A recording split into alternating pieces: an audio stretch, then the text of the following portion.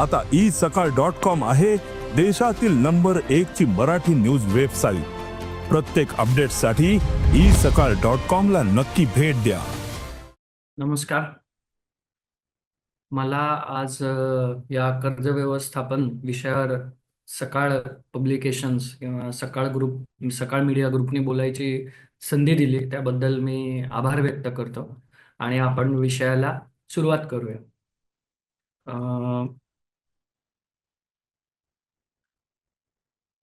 Presentation दिसतंय सगळ्यांना? हो सर, दिसतंय। येस। यांना आपण ओळखलंच असेल, हे आहेत विजय माल्या। त्यांच्यावर बरेच मीम्स येतात की ते म्हणाले की मी बँकेकडनं पैसे घेतले आणि भरले नाही, त्याचं कारण मला लोकांना आर्थिक साक्षरता शिकवायची होती आणि त्या प्रकारे त्यांनी पैसे बुडवले नाही। आणि या प्रेझेंटेशनमध्ये जसं व्यक्ती आहे तसं कर्जामुळं त्यांची अवस्था झाली। तर कर्ज व्यवस्थापन करणं हे फार आवश्यक आहे। हा टॉपिक खूप मोठा आहे, पण आपल्या लिमिटेड पिरियडमध्ये आपण आज माहिती घेणार आहोत ते प्रामुख्यानं कर्जाबद्दल महत्त्वपूर्ण संकल्पना, कर्ज का घ्यावं, चांगलं कर्ज विरुद्ध वाईट कर्ज, EMI कसा काम करतो, क्रेडिट कार्ड वापरावं की नाही, गृहकर्ज लवकर फेडावं की नाही, कर्ज घेऊन इन्व्हेस्टमेंट करावी का, कर्जमुक्त का व्हावे आणि व्हायचं असेल तर त्याच्या स्टेप्स काय, एवढे साधारण 9 ब्रॉड टॉपिक्स आज आपण बघणार आहोत। आणि जसं मी म्हणालो तसं हा टॉपिक खूप खूप मोठा आहे। यातल्या महत्त्वाच्या गोष्टी आपण कव्हर करायचा प्रयत्न करू।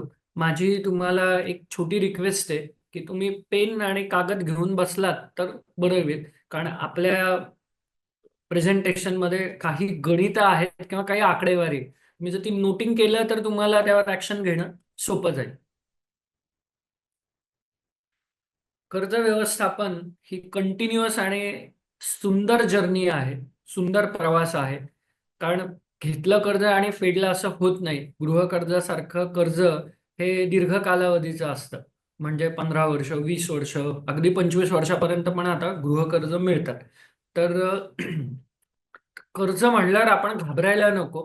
कर्ज व्यवस्थापनासाठी आपल्याला काही छोटे स्किल्स हवेत की ते आपण अंगी बाणायला हवेत। हा मोबाईल तुम्ही ओळखला का? हा आहे नोकिया 3315। बहुतेक जणांचा हा पहिला मोबाईल असेल। या मोबाईलचा फायदा म्हणजे हा वापरायला अतिशय सोपा होता। आणि दुसरी गोष्ट म्हणजे की या मोबाईलला बॅटरी बराच वेळ राहायची।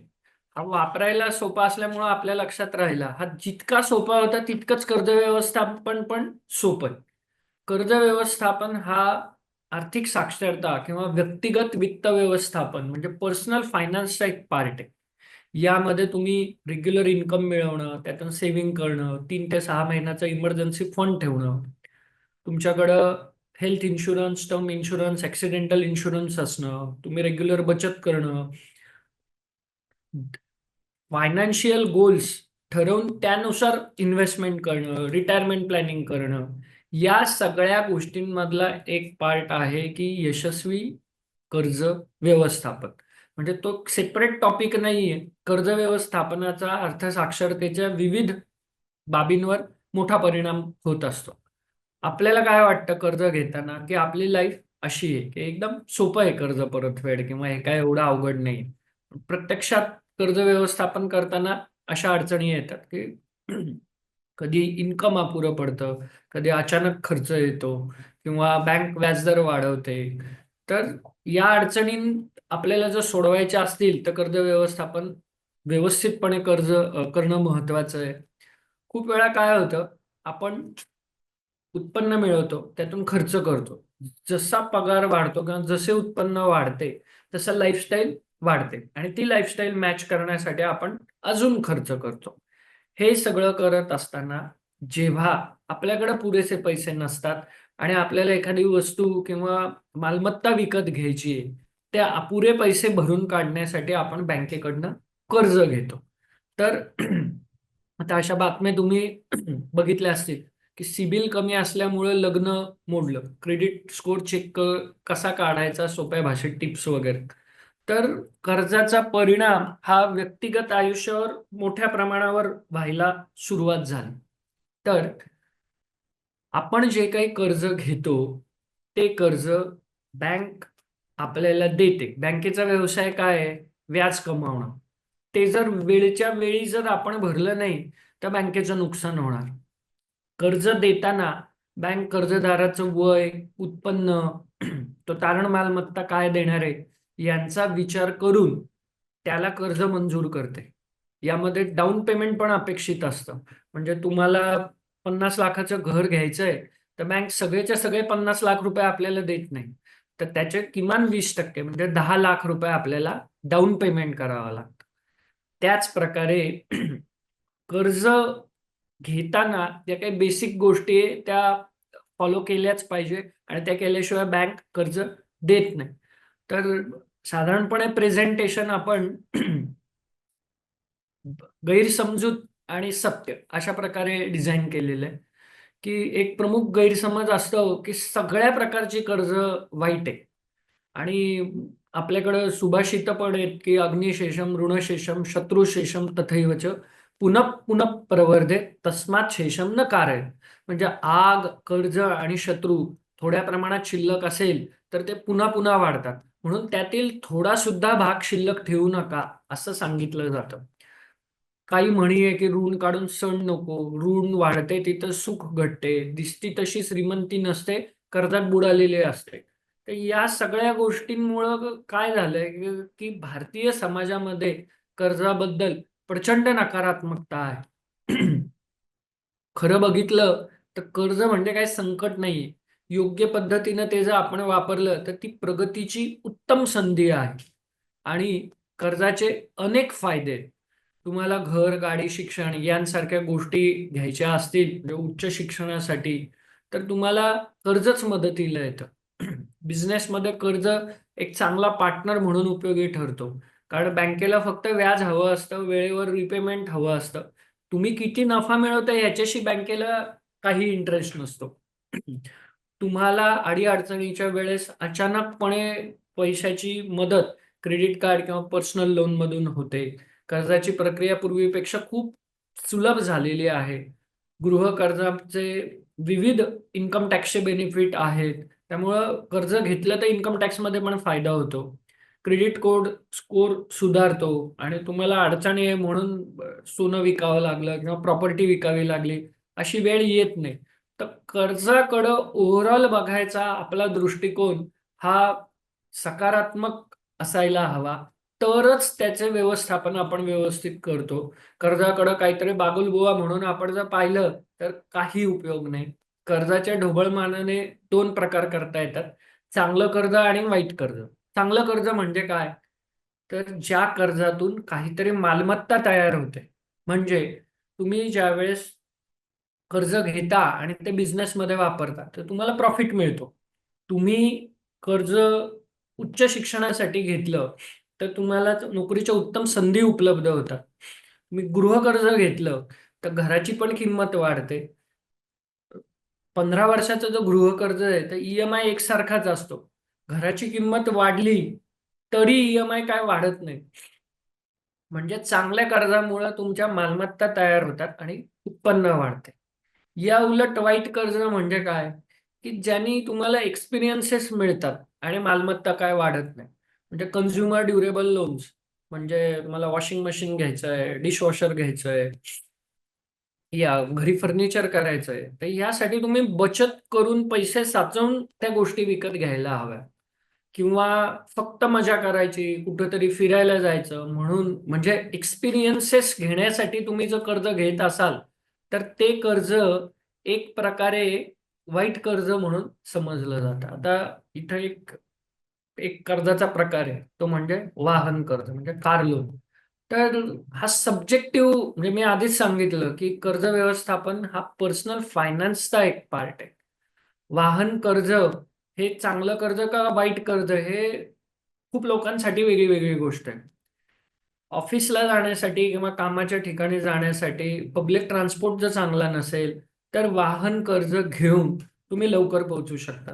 घरात वयोवृद्ध आई-वडील आहे, लहान मुलांना शाळेत सोडायचंय, दवाखान्याला वगैरे जायचंय, तर गाडी ही हवीच. पण इथं गाडी गरज आहे. पण तुमचं गाडीचं बजेट आहे 10 लाख आणि केवळ बँकेची काहीतरी ऑफर आहे म्हणून तुम्ही 15 लाखापर्यंत कर्ज जर घेताय, तर ते तुमच्यासाठी वाईट कर्ज म्हणलं जातं. कारण तिथं ती तुमची गरज नाही होत, इच्छा म्हणून आपण म्हणूया. बेसिकली इच्छा आणि गरजा असा एक प्रकार आहे. आपल्याला श्रीमंत दिसायचंय का खरं खरं श्रीमंत व्हायचंय, हे नीड्स वर्सेस वॉन्ट्सच्या डिफरन्स मधून आपल्याला समजू शकते. अन्न, वस्त्र, निवारा, स्वच्छता, शिक्षण, या घरगुती खर्च, ह्या सगळ्या आपल्या गरजा आहेत. आणि महागडी गाडी विकत घेणं, स्मार्टफोन्स विकत घेणं किंवा पार्टी करणं किंवा म्हणजे या गोष्टींसाठी जर तुम्हाला कर्ज घ्यावे लागत असेल, तर ते तुमचं वाईट कर्ज समजलं जातं. तर खूप लोकांचं म्हणणं असतं, की बँक कुठं मला जास्त कर्ज माझ्या ऐपतीपेक्षा देणार आहे. तर तुम्ही कशाला चांगलं वाईट म्हणता? आम्हाला काय करायचं ते आम्ही ठरवू. बरोबर आहे, तुम्हालाच ठरवायचंय. पण ते कर्ज तुमच्या बजेटमध्ये बसलं पाहिजे आणि तुमचे दीर्घकालीन ध्येय गाठण्यासाठी तुम्हाला त्या कर्जाची, तर यामध्ये आदर्श ईएमआयची रक्कम किती असावी? म्हणजे तुम्ही जर महिना 25,000 रुपये कमवत असाल, तर 25,000पैकी किती रक्कम ईएमआय साठी गेली पाहिजे?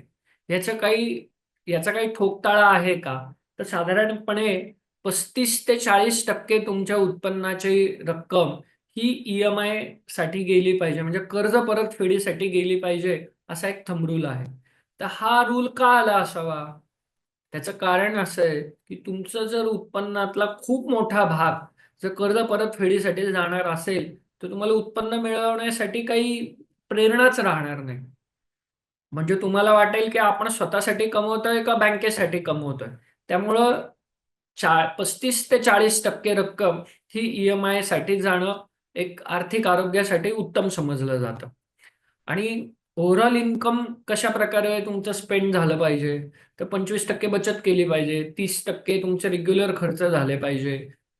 ईएमआय म्हणजे कर्जापोटी 35% गेले पाहिजे आणि 10% एक बफर म्हणून आपण ठेवायला हवे. आता खूप लोकांना करिअरच्या सुरुवातीला 25% बचत करणं शक्य होत नाही. पण ओव्हर द पिरियड जसं करिअर प्रोग्रेस होतं, तसं तुम्ही बचतीची रक्कम वाढवू शकता आणि ईएमआय त्याप्रमाणे तुम्ही ॲडजस्ट करू शकता. खूप लोकांचं म्हणणं असतं, की कर्ज घेतलं की मला काम करायला मजा येते. कर्ज जर नाही घेतलं तर माणूस आळशी बनतो. तर हे शेवटी तुमच्या मनाच्या शिस्तीवर अवलंबून आहे. तुम्ही एखादा म्हणजे सेल्फ ड्रिव्हन वर्क असं आपण त्याला म्हणूया. कर्ज घेतलं म्हणून तुम्ही उत्पन्नाच्या बाबतीत शिस्तबद्ध आयुष्य जगता असं जर तुम्हाला वाटत असेल, तर कृपया लक्षात घ्या, की कर्ज घेतलं की आपल्याला बँकेला व्याज द्यावं लागतं. म्हणजे विकतची शिस्त विकतची शिस्त घेण्यापेक्षा तुम्ही स्वतः जर डिसिप्लिन्ड असाल, तर तुम्हाला कर्जाची गरज नाहीये. अ, काही लोकांचं म्हणणं आहे, की पर्सनल लोन अजिबात घ्यायला नको. तर पर्सनल लोन काही वेळा उपयोगी ठरतं. म्हणजे तुम्हाला अचानक गरज भासली, हेल्थ इन्शुरन्समध्ये तेवढे पैसे तुम्हाला मिळत नाहीये, तर त्या केसमध्ये तुम्हाला पर्सनल लोन घेणं गरजेचं होतं. आता अनेक सॅलरीड एम्प्लॉईज असतात.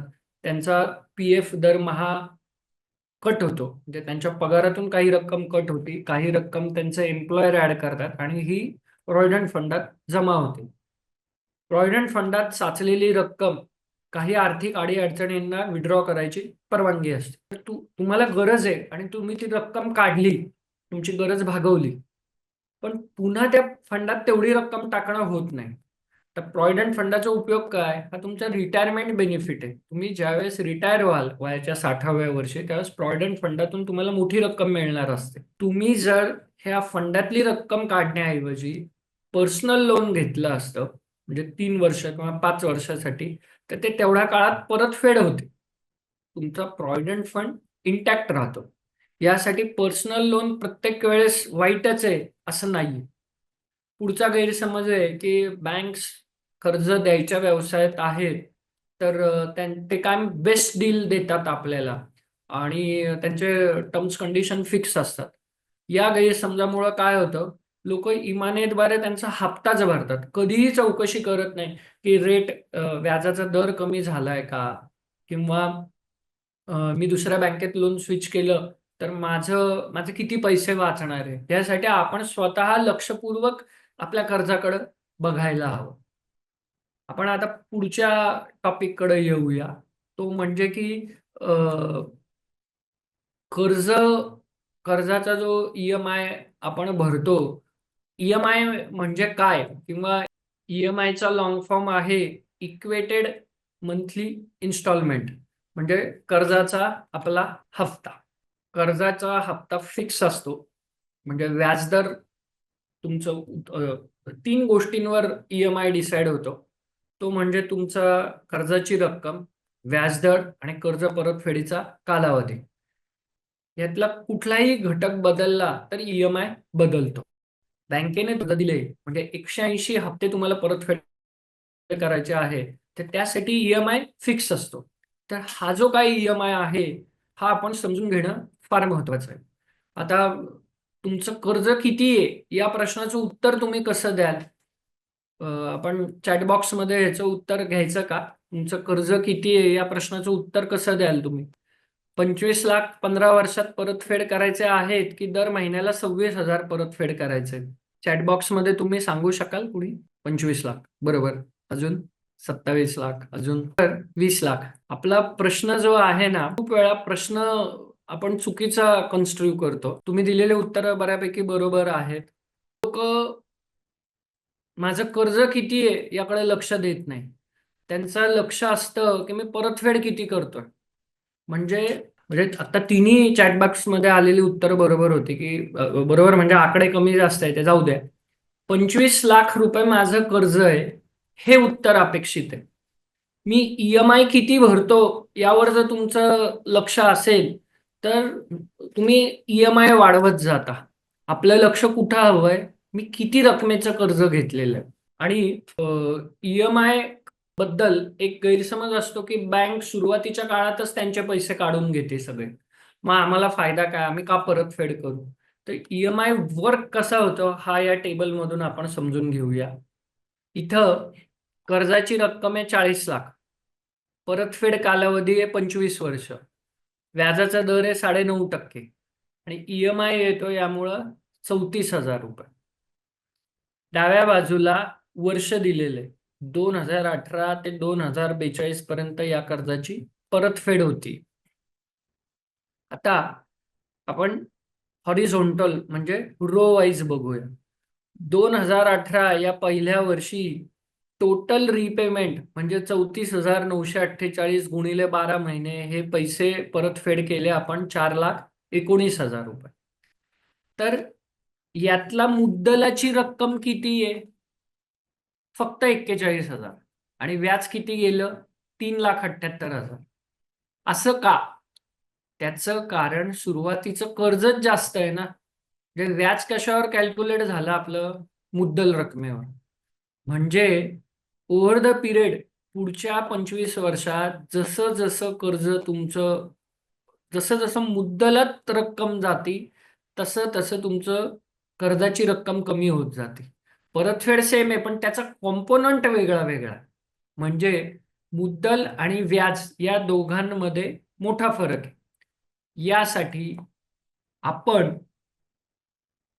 म्हणजे आपला हे ईएमआय कॅल्क्युलेटर आता ऑनलाईन फ्रीमध्ये उपलब्ध आहे.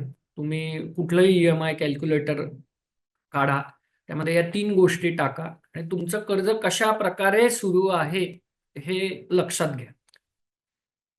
आता खूप लोकांचं म्हणणं असतं की ईएमआय कमी पाहिजे मला, म्हणजे मला परतफेडीला असं टेन्शन किंवा प्रेशर येत नाही. होतं काय? जेवढा ईएमआय कमी तेवढं परतफेड कालावधी वाढतो. कारण आपल्याकडे 3च फॅक्टर आहे.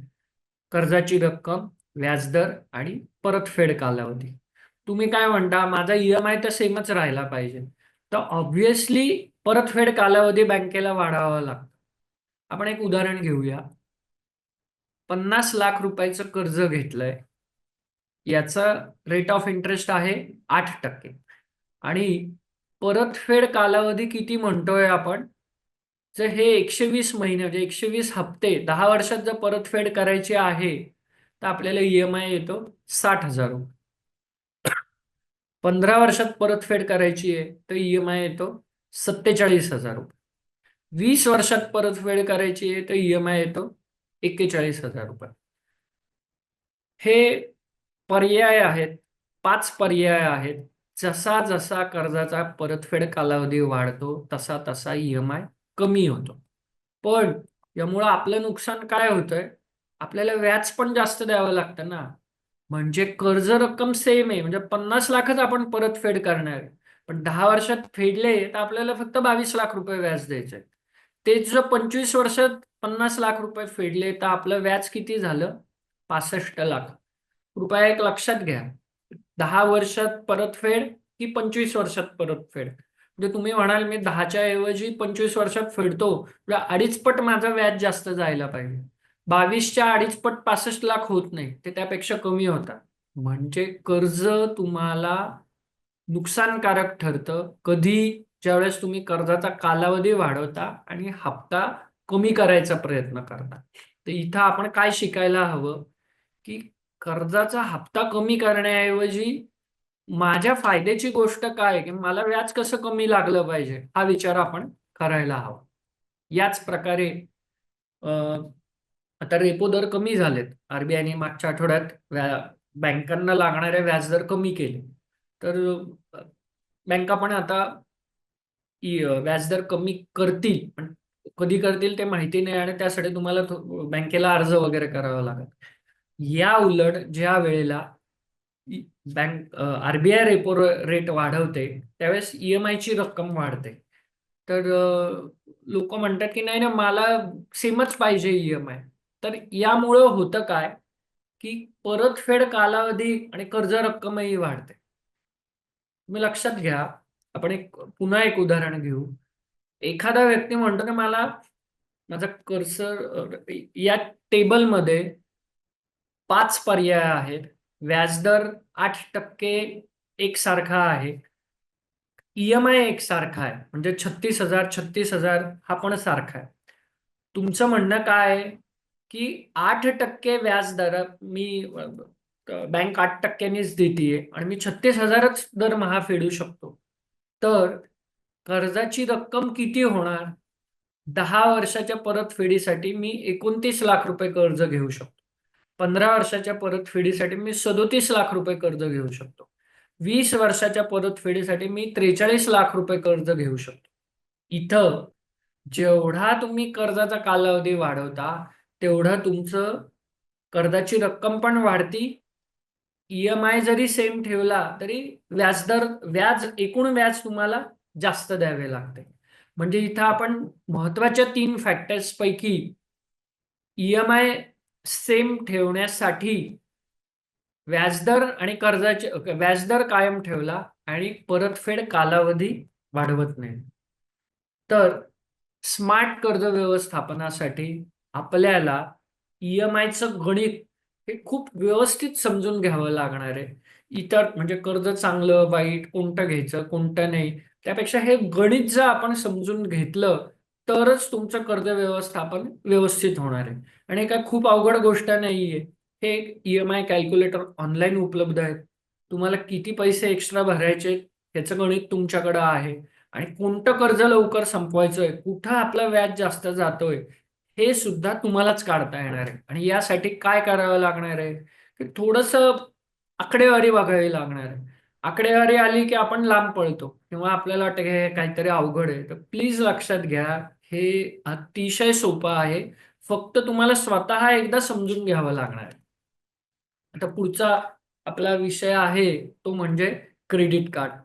क्रेडिट कार्ड आणि कर्ज हा जीवनाचा अटळ भाग आहेत. या समजाने काही लोकांच्या मेंदूचा ताबा घेतला आहे. त्यामुळे ते त्यात अडकून पडलेत. असं देव रामसे यांचं कोट आहे. क्रेडिट कार्ड शाप की वरदान, चांगलं का वाईट असं काहीच नाही. आपण मध्यम मार्गी बॅलन्स विचार करायला हवा. क्रेडिट कार्ड मुळे आपल्याला 45 दिवस बिगर व्याजी पैसे वापरायला मिळतात असा लोकांचा समज असतो. तर कृपया लक्षात घ्या, तुमचा क्रेडिट स्कोअर कसा आहे, तुमचं उत्पन्न किती आहे, असे विविध फॅक्टर विचारात घेऊन बँक तुम्हाला क्रेडिट कार्ड देते. क्रेडिट कार्डची लिमिट ठरलेली असते की 1 लाख, 1.5 लाख, 2 लाख त्या रकमेपर्यंत तुम्ही क्रेडिट कार्ड स्वाईप करून खरेदी करू शकता. ते पैसे तुम्हाला ढोबळ मानाने 45 दिवसात बँकेला परत करायचे असतात. या 45 दिवसात कोणतंही व्याज लागत नाही असं तुम्हाला वाटतं. तर कृपया लक्षात घ्या, क्रेडिट कार्डची एक बिलिंग सायकल आहे. तुम्ही जर प्रेझेंटेशनकडे बघितलं तर 1 जानेवारी ते 30 जानेवारी ही जानेवारी महिन्याची क्रेडिट कार्डची बिलिंग सायकल आहे. ह्याचं स्टेटमेंट कधी तयार होणार? 30 जानेवारीला. ओके. त्याचं ड्यू डेट म्हणजे क्रेडिट कार्डचं बिल भरायची तारीख किती आहे? 14 फेब्रुवारी. जर तुम्ही खरेदी 1 जानेवारीला केली तर 14 फेब्रुवारीपर्यंत तुम्हाला 45 दिवस क्रेडिट मिळणार आहे. तुम्ही जर 31 जानेवारीला खरेदी केली तर तुम्हाला फक्त 15 दिवस परतफेडीसाठी मिळणार आहे. त्यामुळं क्रेडिट कार्ड स्वाईप केलं की मला 45 दिवसांनी पैसे मिळतात असं नाहीये. ते तुमच्या क्रेडिट कार्ड बिलिंग सायकलवर अवलंबून आहे. आणि सायकल समजून घेणं का आवश्यक आहे त्याचं कारण पुढे सांगतो. क्रेडिट कार्डचा सगळ्यात मोठा फायदा काय आहे की सहज उपलब्ध आहे. किरकोळ रकमांसाठी तुम्हाला कोणाकडनं पैसे उसने मागावे लागत नाही. म्हणजे छोट्या अडचणींसाठी क्रेडिट कार्ड तुमच्या मदतीला धावून येतं. पुढचा क्रेडिट कार्डचा मोठा फायदा आहे तो म्हणजे त्यावर विविध डिस्काउंट ऑफर्स आणि कॅशबॅक मिळतात. लाऊंज ऍक्सेस मिळतो. क्रेडिट स्कोअरमध्ये सुधारणा होते. कॅश कॅरी करून फिरण्यासाठी किंवा आपल्या अकाउंटमध्ये पैसे नाहीये तर तात्पुरत्या कालावधीसाठी क्रेडिट कार्ड तुम्हाला मदत करते. मोठ्या वस्तू जर विकत घ्यायच्या आहे तर झिरो कॉस्ट ईएमआय पण क्रेडिट कार्ड तुम्हाला देतो. तर हे सगळे फायदे झाले. क्रेडिट कार्ड वाईट आहे का? तर नाही. तर चांगलं वाईट असं काही नाहीये. आपण त्याचा वापर कसा करतो त्यावर ते अवलंबून. आता क्रेडिट कार्डचे तोटे किंवा काय काळजी आपण घ्यायला पाहिजे तर सगळ्यात मोठा तोटा आहे तो म्हणजे भक्कम व्याजदर. आपण मगाशी बिलिंग सायकल बघितली. 45 जानेवारीची जानेवारीच्या क्रेडिट कार्ड स्टेटमेंटची ड्यू डेट होती 14 फेब्रुवारी. म्हणजे समजा कालची डेट होती. त्या तारखेला जर तुम्ही क्रेडिट कार्डचं पेमेंट नाही केलं तर व्याजदर आकारला जातो 36 ते 40%. म्हणजे महिना 3% ते 4%. आपण जर सेव्हिंग बँकेत पैसे ठेवले, सेव्हिंग बँक अकाउंटमध्ये 1 लाख रुपये, वर्षभरात आपल्याला 4% व्याजदर मिळतो. म्हणजे 1 लाखावर आपल्याला मिळणार 4,000 रुपये इन्कम. या उलट क्रेडिट कार्डचं बिल जर आपण वेळेवर फेडलं नाही आणि ते रक्कम जर 1 लाख रुपये असेल तर तुम्हाला 4%नी लगेच व्याज सुरू होतं. दुसरी गोष्ट, एका महिन्यासाठी 4%. तुम्ही लेट पेमेंट केलं म्हणून त्याची लेट पेमेंट फी लागते. क्रेडिट कार्डला दरवर्षी वार्षिक फी भरावी लागते. तुम्ही जर क्रेडिट कार्ड वापरून एटीएम मधून पैसे काढले तर फी लागते आणि व्याजही लागतं. क्रेडिट कार्ड लिमिटपेक्षा जास्त पैसे जर वापरले तर तुम्हाला ओव्हर लिमिट फी भरावी लागते. आता काही लोकांचा प्रश्न असेल की हे ठीक आहे ना, आम्ही व्यवस्थित वापरू क्रेडिट कार्ड, हे काय आम्हाला व्याज वगैरे द्यावं लागणार नाही. आता खरी मजा सुरू इथून होती की क्रेडिट कार्डनी जे आपल्याला discount offers, cashback, zero cost EMI वगैरे हे जे काय फायदे मिळतात त्यामुळे आपण क्रेडिट कार्डचा वापर मोठ्या प्रमाणावर करायला लागतो. क्रेडिट कार्डची एकदा सवय लागली की आपण कर्जाच्या सापळ्यात अडकायची शक्यता असते आणि हे पेनल्टी सुरू होतात. क्रेडिट कार्डचे सवय लावणं हा एक गोष्ट झाली की क्रेडिट कार्डची सवय लागते कॅशबॅक वगैरे वगैरेसाठी. दुसरा सगळ्यात मोठा डिसएडव्हान्टेज आहे तो म्हणजे मिनिमम अमाऊंट ड्यू. म्हणजे काय की क्रेडिट कार्ड स्टेटमेंट तुम्ही बघितलं, तुमचं बिलिंग सायकल जानेवारीच्या बिलिंग सायकलमध्ये बिल आलं तुमचं 1 लाख रुपये. मिनिमम अमाऊंट ड्यू साधारण 5% रक्कम इतकी तुम्हाला मिनिमम अमाऊंट ड्यू म्हणून स्टेटमेंटला साधारणपणे 5% रक्कम म्हणजे 5,000 रुपये दिलेली असते. म्हणजे तुम्ही 1,00,000 रुपये न भरता केवळ 5,000 रुपये भरले तर उर्वरित रक्कम पुढच्या स्टेटमेंटमध्ये कॅरी फॉरवर्ड होणार आणि त्यावर व्याज लागणार. आता तुम्ही काय विचार करणार? तुम्ही इन द सेन्स ज्याच्याकडे पैसे नाही आणि खर्च तर करायचा आहे. खर्च का करणार? कारण कॅशबॅक आणि गरज गरज नसली तरी आपण क्रेडिट कार्ड उपलब्ध आहे म्हणून वस्तू घेतल्या म्हणून. विचार काय करणार की चला मिनिमम अमाऊंट ड्यू भरू, उरलेली रक्कम पुढच्या महिन्यात भरू. ह्यानी होतं काय की क्रेडिट कार्डचं कर्ज हे वाढत जातं. मग एका कार्डची रक्कम दुसऱ्या कार्डला भरा, इकडून पर्सनल लोन घेऊन क्रेडिट कार्डला रक्कम भरा, या जाळ्यामध्ये माणूस अडकत जातो.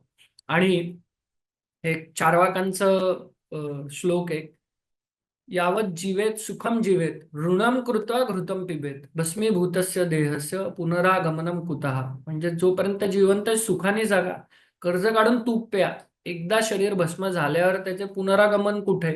म्हणजे काय? एकदा ती लत म्हणजे एकदा क्रेडिट कार्डची सवय लागली की त्यातून बाहेर येणं अवघड होतं.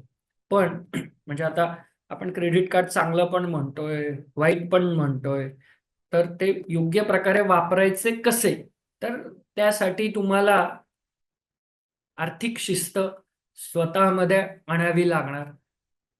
किमान देय रक्कम म्हणजे मिनिमम अमाऊंट ड्यू भरण्यापासून आपण लांब राहायला पाहिजे. जेवढं क्रेडिट कार्डचं बिल आहे तेवढं ड्यू डेटला किंवा त्याच्या आधीच भरून मोकळे व्हा. म्हणजे रिवॉर्डसाठी आपण वस्तू खरेदी करतोय का त्या वस्तूची गरज आहे आपल्याला म्हणून खरेदी करतोय? हा प्रश्न नेहमी स्वतःला विचारा. तर क्रेडिट कार्ड कुणी घ्यायला नको. शॉपिंग वेडे, बिलामधील केवळ मिनिमम अमाऊंट ड्यू रक्कम भरणारे, रोजच्या गरजा भागवण्यासाठी क्रेडिट कार्ड वापरणारे, बिल वेळेवर न भरणारे, कर्जबाजारी लोक आणि आळशी किंवा निष्काळजी लोक यांनी क्रेडिट कार्ड घेऊच नाही, तरच ते सुखी होऊ शकतात. आणि क्रेडिट कार्डच्या ऑफर्स खूप चांगल्या आहेत हे आपल्याला समजलं. पण आपण कधी हे सगळं व्यवस्थित त्या ऑफर्सला बळी नाही पडणार. तर आपण आपली फायनान्शियल हेल्थ नियमितपणे जर चेक करत असू, जर मंथली बजेट तयार करत असू, तर आपण या कुठल्याही जाळ्यामध्ये अडकणार नाही. यासाठी तुम्हाला मंथली बजेट रेग्युलरली तयार करणं आवश्यक आहे. पुढचा आपला टॉपिक आहे की कर्ज गृहकर्ज लवकरात लवकर परतफेड करावं की नाही? तर ज्यांचं पहिलं घर आहे, त्यांचं एक खूप सेंटिमेंटल भावना असतात की माझं घर आहे आणि कर्ज जर भरलं नाही तर घरावर जप्ती वगैरे येणार का? तर आपण घराचं कर्ज लवकर फेडून टाकू. तर ह्या भावनिक मुद्द्यापेक्षा आर्थिक गणित पण कसं फायद्याचं आहे ते आपण समजून घेऊया. आपण मगाशी हा जो चार्ट बघितला, तर या चार्ट मध्ये आणि आपण बघितलेल्या उदाहरणांमध्ये आपण एक महत्वाची गोष्ट बघितली की जेवढा कर्ज परतफेडीचा कालावधी जास्त तेवढं व्याज आपल्याला जास्त भरावं लागतं. जेवढी रक्कम आपण मुद्दल रकमेमध्ये म्हणजे कर्जाच्या मुद्दल रकमेत जेवढे पैसे आपण भरू तेवढं आपलं कर्ज लवकर संपू शकतो. याच तत्वाचा वापर करून आपण एक अजून उदाहरण बघूया की तुम्ही कर्ज घेतलंय 40 लाख रुपये. हे कर्ज तुम्ही 10 वर्षामध्ये जर परतफेड करायचं ठरवलं तर तुम्हाला बँकेने सांगितलंय की तुम्ही 52,000 रुपयाचा EMI द्या. पण तुम्ही म्हणता की नाही बुवा माझ्या इन्कम मध्ये एवढे पैसे भरणं शक्य नाहीये, तर मी 38,000 रुपयाचा EMI भरू शकतो. ठीक आहे, बँकेने तुम्हाला 20 वर्ष परतफेडीचं कर्ज दिलं. या कालावधीमध्ये तुम्ही एकूण व्याज किती भरणार आहेत बँकेला? 52 लाख रुपये. कर्ज किती घेतलंय? 40 लाख रुपये. बँकेला फक्त व्याज किती देणार आहे? 52 लाख. एकूण परतफेड होणार आहे 92 लाख. आता कर्ज घेतलं त्या सिच्युएशन थोडी आपली टाईट आहे, म्हणजे आपण तेवढं इन्कमच नाहीये, पण घर तर घ्यायचं आहे, कारण घर जर वेळेत घेतलं नाही तर घराच्या किमती वाढत जाणार. तर तुम्ही सुरुवातीला कर्ज घेतलं 20 वर्षाचं, 1-2 वर्ष झाले, पगारवाढ झाली, मग आता तुमच्याकडे जास्त पैसे शिल्लक राहायला लागले. तुम्ही त्या घराच्या कर्जामध्ये तेवढे रक्कम जर भरली, तुम्ही 20 वर्षाचा कालावधी घेतलाय आणि ते जर 10 वर्षातच जर संपवलं तर तुमचं व्याज किती वाचणार आहे? 29 लाख रुपये. म्हणजे तुमच्या घराच्या किमतीची निम्मी रक्कम तुमची फक्त व्याजाची वाचणार आहे. म्हणजे कर्जाची लवकर परतफेड करणं हे नक्कीच फायद्याचं आहे. पण ते करिअरच्या सुरुवातीला किंवा खूप सारे जर हप्ते सुरू असतील तर होणं शक्य नाहीये. त्यासाठी थोडा कालावधी जावा लागेल आणि तुमची बचतीची रक्कम तुम्हाला वाढवावी लागेल किंवा वार्षिक बोनस मिळतो, पगाराचा फरक मिळतो किंवा म्हणजे म्हणजे वडिला आई वडिलांकडून काही पैसे येतात. तर हे जे काय असं अचानक येणारे पैसे आहेत, ते पैसे जर तुम्ही कर्जाने भरले तर तुमचं व्याज मोठ्या प्रमाणावर वाचू शकतं. आता 25 वर्ष परतफेडीचे कर्ज लवकर कसे फेडावे? तुम्ही जर दरवर्षी हप्ता 10% वाढवत गेला तर तुमचं कर्ज फक्त 9 वर्ष 11 महिन्यात संपू शकतं. म्हणजे पहिल्या वर्षी हप्ता आहे 50,000, पुढच्या वर्षी झाला 55,000, त्याच्या पुढच्या वर्षी 55,000च्या 10% म्हणजे 60,500 रुपये एकूण हप्ता भरला तुम्ही. त्याच्या पुढच्या वर्षी अजून 10% जर EMI तुम्ही वाढवत नेला तर तुमचं कर्ज 25 वर्षाऐवजी फक्त 9 वर्ष 11 महिन्यात संपू शकतं. ठीक आहे, तुम्ही म्हणाल नाही ना माझा 10% हप्ता वाढवणं शक्य नाहीये. तुम्ही 5%ने वाढवला तर तुमचं कर्ज 12 वर्ष 11 महिन्यात संपू शकतं. आणि दरवर्षी फक्त एक EMI एक्स्ट्रा भरला तर तुमचं कर्ज 19 वर्ष 1 महिन्यात संपू शकतं. आता तुम्हाला कधी करिअरच्या सुरुवातीला कदाचित काहीच भरणं शक्य नाही होणार 1 वर्ष. त्याच्या पुढच्या वर्षी एखादा EMI जास्त भरणं शक्य होईल. मग 5% एक्स्ट्रा भरणं शक्य होईल. मग 10% आणि तुम्ही त्यापेक्षा जास्तही रक्कम भरू शकाल. तर खूप लोकांचं म्हणणं असतं की मला इन्कम टॅक्सचा फायदा आहे सेक्शन 24 आणि ATC खाली मला कर्ज परतफेडीचा फायदा मिळतो. तर कृपया लक्षात घ्या. तुम्ही गणित मांडा. कर्जाचं जे व्याज आपण भरतोय त्याने माझं एक्झॅक्ट इन्कम टॅक्स किती वाचतो आणि मी कर्जाचे व्याजाचे आणि मुद्दल परतफेडीचे बेनिफिट न घेता माझा इन्कम टॅक्स एक्स्ट्रा किती जातोय आणि व्याज किती वाचणार. आता तुम्ही कर्ज घेऊन किती वर्ष झाले यावर हे सगळं गणित अवलंबून आहे. नवीन टॅक्स रिजिम मध्ये असे कुठलेही फायदे मिळत नाही आणि इन्कम टॅक्सचा रेट पण कमी झालेला आहे. तर बऱ्याच वेळा असं लक्षात येतं की इन्कम टॅक्स वाचवण्यासाठी मी होम लोन ठेवणं गरजेचं नाहीये. तर त्या गृह कर्जाच्या परतफेडीमुळं माझा जो काही व्याज जास्त जात आहे, माझ्याकडे पैसे आहेत, मी जर गृहकर्ज फेडलं तर राहिलेली EMI ची रक्कम मी कुठेतरी इन्व्हेस्ट करू शकतो आणि फायदा करून घेऊ शकतो. हा विचार तुम्ही करायला हवा. आणि ह्याचाच एक गैरसमज असा आहे, म्हणजे आता मी इतक्या वेळ जे बोलतोय त्यालाच पुन्हा कॉन्ट्ररी बोलतोय, की लवकरात लवकर करणं चांगलंच आहे असंही नाही. म्हणजे तुम्ही जर करिअरच्या सुरुवातीला असाल आणि किंवा तुमचं करिअर वगैरे व्यवस्थित चालू आहे, पण आता तुमच्या कंपनीत नोकर कपात होतीये किंवा काही टेक्नॉलॉजी बदलतीये, तुम्हाला भीती वाटतीये किंवा तुम्हाला बिझनेस सुरू करायचा आहे त्यासाठी भांडवल लागतंय आणि तुमच्याकडे पैसे आहेत, मग ते कर्ज फेडू का ते बिझनेसला वापरू, तर त्यावेळेस तो डिसिजन तुम्हाला घ्यायचा आहे. तुमच्याकडे असलेली अपॉर्च्युनिटी जर खूप चांगली असेल तर कर्ज काय हप्ता तेवढाच भरायचा आहे आणि तो जो भरणं सहज शक्य असेल तर तुम्ही कर्ज तसंच ठेवा. तुम्ही दुसरं ऑप्शन बघा. म्हणजे हा निर्णय कसा घ्यायचा आहे तुम्हाला? तुमच्या परिस्थितीचा विचार करून. म्हणजे पर्सनल फायनान्स हे नाव काय आहे? कारण हा विषय पर्सनल आहे. प्रत्येकासाठी हा विषय वेगळा वेगळा आहे. आता पुढचा आपला प्रश्न आहे की कर्ज घेऊन आपण इन्व्हेस्टमेंट करायला हवी का? तर आपल्या मघाच्याच उदाहरणात आपण कंटिन्यू करू. तुम्ही गृहकर्ज घेतलंय एक साधारण 9% व्याजदराने आणि आता तुम्हाला इन्व्हेस्टमेंटची जी अपॉर्च्युनिटी आहे त्यामध्ये तुम्हाला इन्कम एक 14-15% दराने मिळणं फिक्स आहे. तुमच्याकडे पैसे आहेत तर प्रश्न काय, मी गृहकर्ज भरू का इन्व्हेस्टमेंट करू? आता तुमच्या इन्व्हेस्टमेंट मधून 14% मिळतीलच ह्याची गॅरंटी तुम्हाला असेल किंवा तुमचा तेवढा अभ्यास असेल तर ठीक आहे. पण त्या 14% तुम्हाला काहीच रिटर्न नाही मिळाले आणि व्याज तर इकडं गृहकर्जाचं द्यावंच लागणार आहे. म्हणजे बँक असं नाही म्हणणार की तुमचं नुकसान झालं, जाऊ द्या तुम्ही हप्ता भरू नका. बँक तेवढे पैसे वसूल करणारच आहे.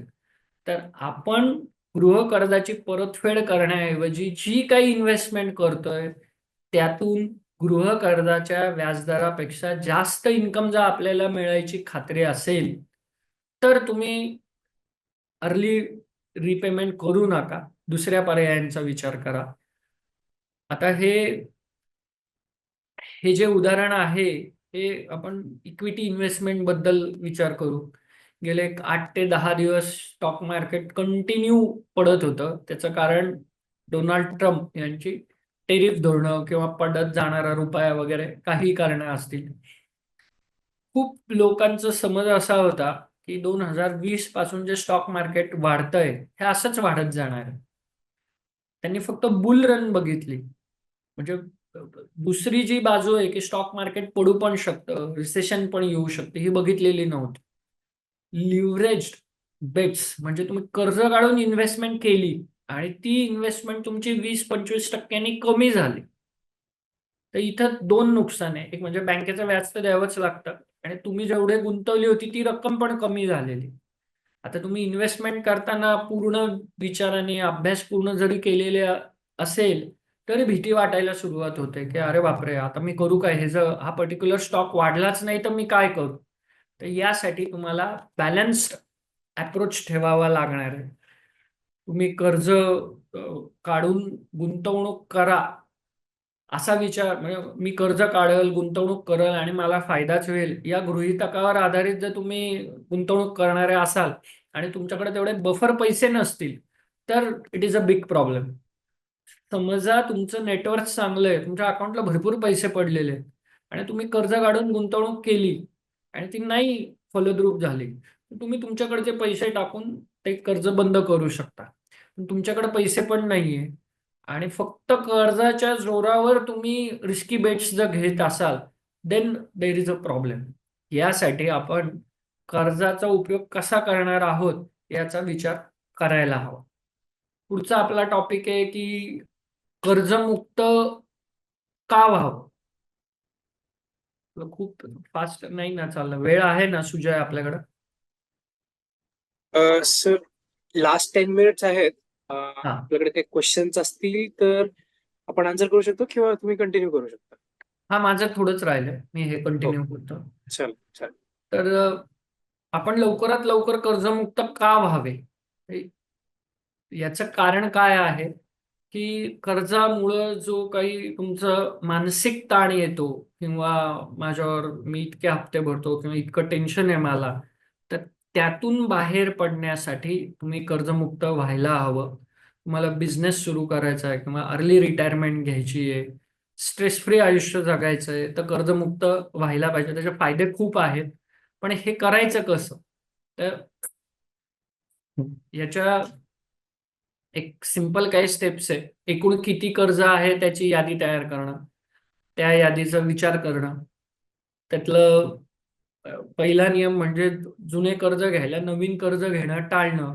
नाही तर होतं काय, आपले कर्ज चालू आहे 8%, 10%, 12% व्याजदराने आणि ते कन्सॉलिडेट करायला आपण त्यापेक्षा जास्त व्याजदराचं कर्ज घेतलं हप्ता कमी येण्यासाठी किंवा जास्त टेन्युअरसाठी, तर आपण अजून प्रॉब्लेममध्ये जातो.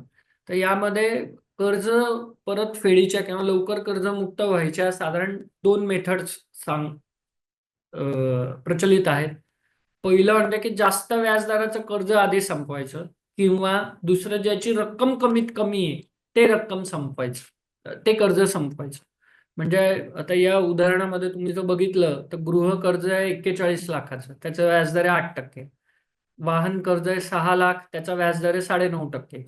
पर्सनल लोन आहे 2 लाख, त्याचा व्याजदर आहे 14%.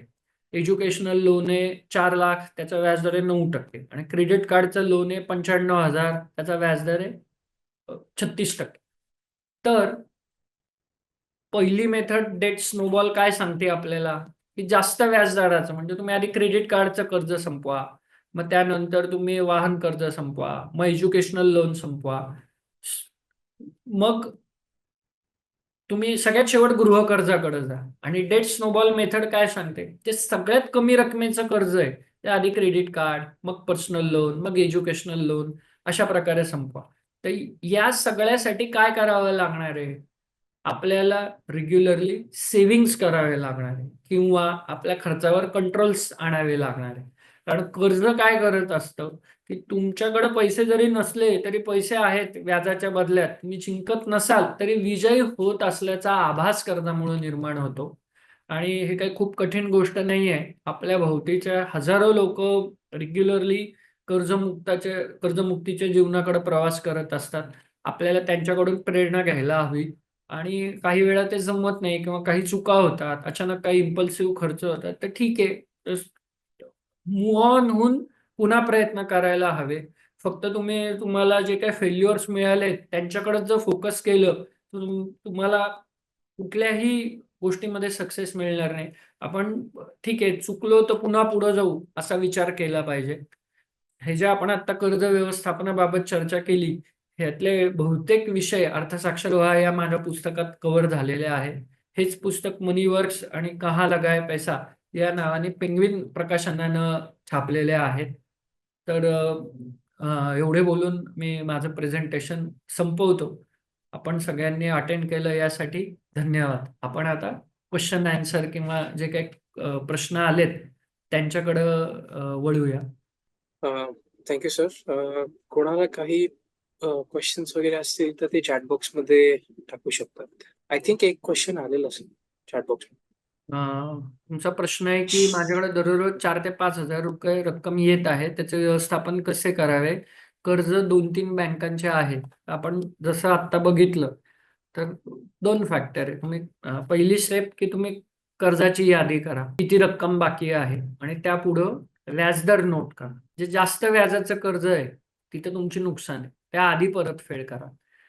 एक कर्ज पूर्ण संपलं की मग फॉर एक्झाम्पल तुमचे 3 हप्ते चालू आहे, एकाचा हप्ता आहे 10,000, एकाचा 8,000, एकाचा 6,000. 6,000 हप्ता असलेल्या कर्जाचा व्याजदर जास्त आहे. तुमची जी काय सेव्हिंग किंवा एक्स्ट्रा पैसे येत आहेत ते 6,000च्या कर्जात प्रीपे करा. प्रीपे करत असताना प्रीपेमेंट पेनल्टी लागते का याची बँकेत चौकशी करा. तिचं खूप लागत असेल तर त्यांच्याकडं चर्चा करून तुम्ही ती निगोशिएट करा. आणि 6,000 हप्त्याचं कर्ज तुमचं एकदा संपलं की तुमच्याकडे 2 पैसे शिल्लक राहतात. एक तर आत्ताची सेव्हिंग 4 ते 5,000 रुपये आणि तो 6,000 रुपयाचा हप्ता. हे दोन्ही एकत्र करून तुमचं पुढचं जे जास्त व्याजदराचं कर्ज आहे त्यामध्ये तुम्ही परतफेड करायला सुरुवात करा. आणि अशा प्रकारे तिन्ही कर्ज तुम्ही संपवा. पगारापेक्षा हप्ते जास्त असतील तर अशा वेळी काय करावे, हा प्रॉब्लेम आहे. तर पहिलं तर ते त्यातलं जे हीच मेथड आहे की जास्त व्याज दराचं कर्ज आधी फेडायचं. तुमच्याकडे काही सोनं किंवा काही दुसरी गोष्ट असेल की जी तुम्ही विकू शकता, ती विकून तुम्ही पहिलं कर्ज कंट्रोलमध्ये आणायला हवं. आणि किंवा फ्रेंड्स, फॅमिली, नातेवाईक, मित्र यांच्याकडून थोडे थोडे पैसे घ्यायला हवे, पण ते बिगर व्याजी पाहिजे आणि जास्त कालावधीचे पाहिजे. त्यांनी जर सांगितलं की मी तुम्हाला 15 दिवसातच परत दे आणि ते शक्य नसेल तर ती फॉल्स कमिटमेंट होणार. या लोकांकडून पैसे घेऊन तुम्ही जर कर्ज त्या प्रकारे जर फेडलं तर तुम्ही कंट्रोलमध्ये आणू शकता.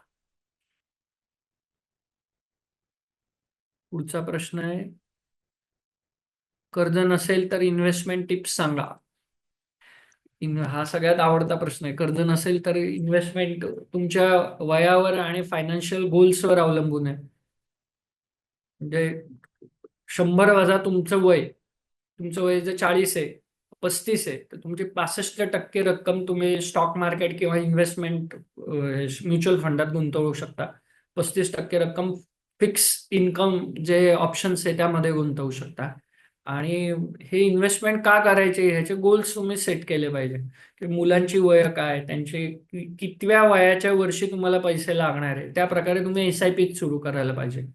तुम्ही 60व्या वर्षी रिटायर होणार आहे तर 60व्या वर्षी तुम्हाला किती पैसे लागणार आहेत त्याचा रिटायरमेंट प्लॅन करून तुम्ही त्याप्रमाणे SIP सुरू करायला हवे. म्हणजे फक्त इन्व्हेस्टमेंट केली, त्याला जर काही नाव नाही दिलं तर चुकीची इन्व्हेस्टमेंट होते. मग तुम्ही जास्त रिटर्नसाठी प्रयत्न करता. रिटर्न तुम्हाला 12-14% मिळाले तरी भरपूर आहे, पण ते नियमितपणे केले आणि योग्य प्रॉडक्टमध्ये केले तर ते तुमच्या फायद्याचे ठरते. पुढचा प्रश्न आहे खूप छान. पुस्तक ऑनलाईन उपलब्ध आहे Amazonवर किंवा तुम्हाला पुस्तकांच्या दुकानात कुठेही मिळेल. तुझे आय थिंक एवढेच क्वेश्चन्स आहेत. रॅपअप करू शकतो सर आपण. येस, तुम्ही मला बोलायची संधी दिली. थँक्यू सो धन्यवाद. Much sir. Thank you so much. खूप छान सेशन झालाय आणि थँक्यू फॉर अटेंडिंग. येस, थांबू शकतो सर आपण. येस.